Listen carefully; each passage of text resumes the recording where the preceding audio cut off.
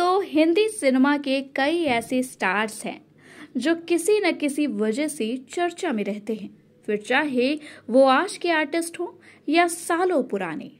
इन दिनों हिंदी सिनेमा में विलन का क्रेज बढ़ रहा है। फिल्मों में विलन का दबदबा अपने आप में ही फिल्म को एक अलग ही मोड़ देता है। आज हम आपको इंडियन सिनेमा के एक ऐसे ही विलन के बारे में बताने वाले हैं जो फिल्म के हीरो से भी महंगा हुआ करता था।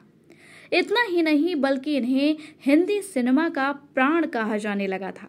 अब आप सोच रहे होंगे कि आखिर ये कौन है, तो आइए जानते हैं। दरअसल हम जिनकी बात कर रहे हैं वो कोई और नहीं बल्कि बॉलीवुड के बेहतरीन एक्टर प्राण थे। एक समय ऐसा था कि अगर किसी फिल्म में प्राण विलन के रोल में हैं तो मेकर्स को हीरो की चिंता रहती थी। प्राण का अंदाज लोगों को इस कदर पसंद आता था कि उनकी फिल्में सुपर हिट जाना लाजमी होती थी। हर कोई उनकी फिल्मों को दीवाना होता था। प्राण ने अपने काम से खुद को इस हद तक पॉपुलर कर लिया था कि वो इंडस्ट्री के प्राण कहे जाने लगे थे।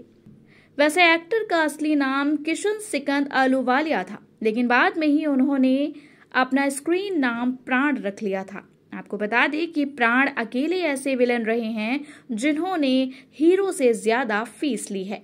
इतना ही नहीं बल्कि वो एक ऐसे एक्टर भी रहे हैं जिन्होंने कभी अपने एक लुक को किसी दूसरी फिल्म में नहीं दोहराया। 70 के दशक में जब अमिताभ बच्चन सुपर स्टारडम की सीढ़ियां चढ़ रहे थे तो प्राण विलन बनकर उनसे भी ज्यादा फीस वसूलने में कामयाब रहे। कोई भी फिल्म हो उसमें हीरो को सबसे ज्यादा भाव मिलता है, लेकिन प्राण की फिल्मों की बात ही अलग होती थी। समय के साथ प्राण की पॉपुलैरिटी बढ़ती गई और उनकी फीस में भी बढ़ोतरी हुई।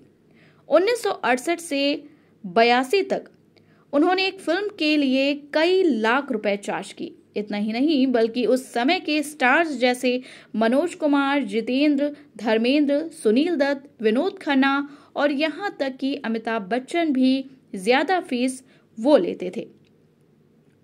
कुछ समय के लिए राजेश खन्ना भारत के हाईएस्ट पेड एक्टर रहे, लेकिन उनका सुपरस्टारडम अचानक खत्म हो गया और प्राण ने ये कमान संभाली। जी हाँ, 80 के दशक की शुरुआत में जब तक अमिताभ बच्चन ने अपनी फीस बढ़ाकर 12 लाख नहीं कर ली, तब तक प्राण टॉप पर रहे।